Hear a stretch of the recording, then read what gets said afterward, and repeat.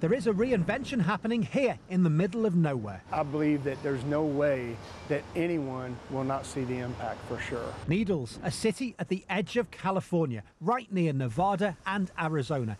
It has seen better days. We haven't had a good industry in here in a long time. Now it's betting its future on pot. We need an industry.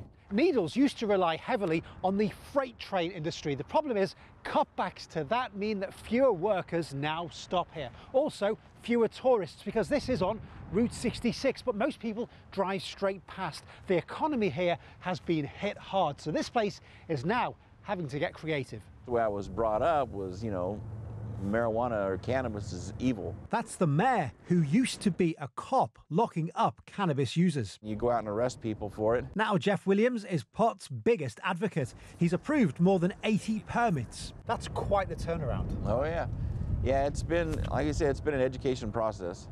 Talking to the doctors and the patients, the moms and the dads with the kids with epilepsy. Growing houses popping up. We may end up bringing 400 or 500 employees to this very specific area. Dispensaries too. Majority of the people that we get here are from 50 to 70 years old. Cheryl's store on the edge of town and the edge of California doing a roaring trade. It's a lot of people that are coming into the state that we catch first, and a lot of people leaving the state we catch last. With more of this on the way. Welcome to the Needles of the future. We're in a Republican area. Oh, absolutely. Fair to say conservative?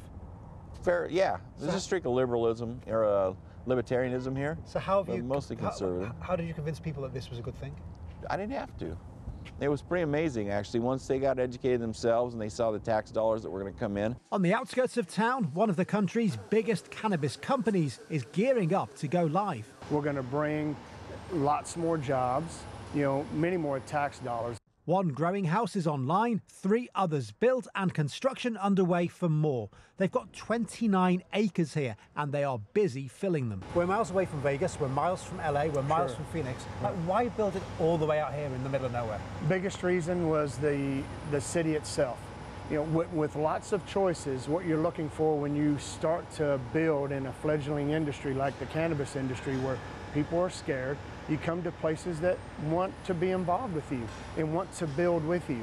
And that's what we have here in the city of Needles. We have a city that has endorsed our industry and wants to grow with us. And filling this town, the ultimate goal. Needles expecting its population to grow by 2,000 over the next couple of years. The average household income expected to go up by $15,000. If you're a small town like we are and you're not growing, you don't have an industry or some way to bring people in or keep the kids that are graduating from high school here with a job, then you're dying.